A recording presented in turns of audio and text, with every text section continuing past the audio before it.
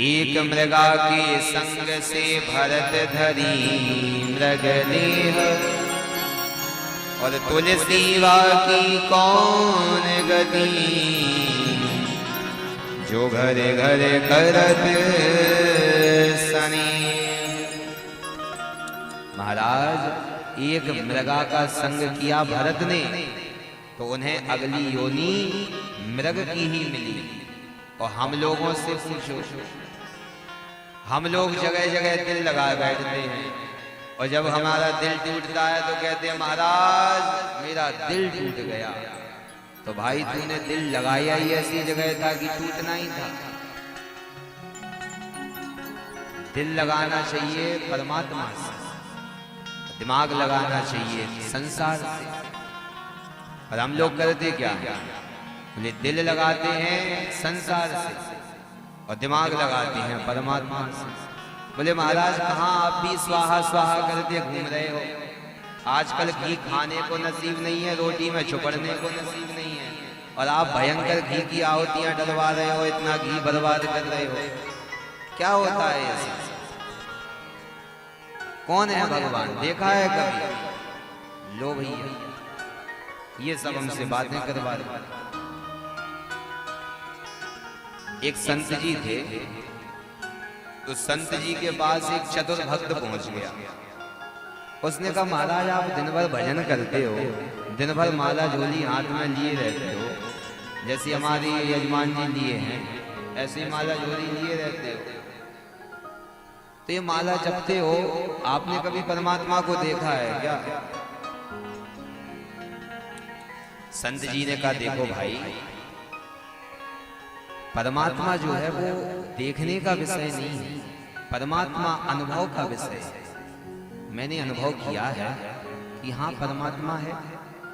नहीं महाराज मैं नहीं मानता, आपने यदि देखा हो तो बताओ, अनुभव से मैं नहीं मानता।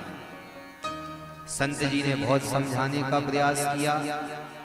जब भक्त नहीं माना तो संत जी ने एक कान के नीचे बजाया और एक कान के नीचे दिया तो 5 उंगलियां गाल पे लाल छप गई।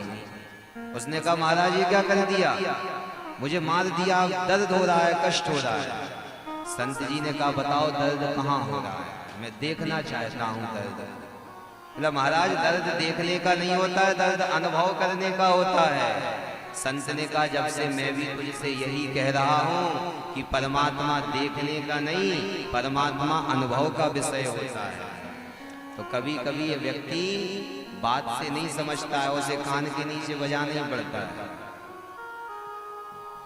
मृग जी भरत जी को मृग की देह मिली, मृग की देह में सब कुछ स्मरण रहा, और मृग की देह त्याग करके यही भरत जी एक ब्राह्मण के घर में उत्पन्न हुए। पंडित जी ने खूब कहा कि बेटा ब्राह्मण कुल में जन्म लिए हो तो कुछ वेदों को पढ़ लो, सत्यनारायण की कथा करने लगो, ब्राह्मण वृत्ति करने लगो। पर जड़ भरत जी जो थे उन्होंने कुछ भी सीखने का प्रयास नहीं किया।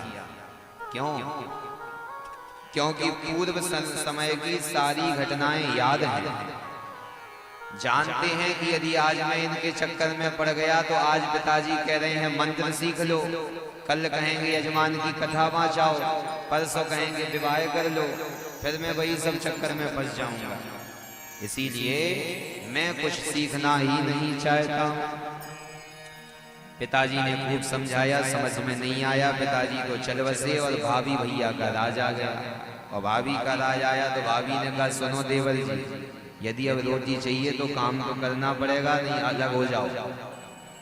तो भैया ने क्या किया, बोले एक काम करो, तुम कुछ नहीं करते हो तो कम से कम खेत की रखवाली कर दिया करो। अरे भाई गेहूं आ गया है, बढ़िया पक गया है, तो गेहूं की रखवाली तो कर ही सकते हो। ऐसा ना हो कि पशु पक्षी आकर के खा जाए गेहूं को। तो जड़ भरत जी की खटिया डाल दी खेत में, और जैसे ही खेत में पक्षी दाना चुनने के लिए आए तो जड़ भरत जी ने क्या किया, बोले पक्षियों को भगाया नहीं, उल्टा और पक्षियों को बुलाया, और बुला करके गाया। क्या गाया? बोले राम जी की चिड़िया राम जी का खेल, खाओ मेरी चिड़िया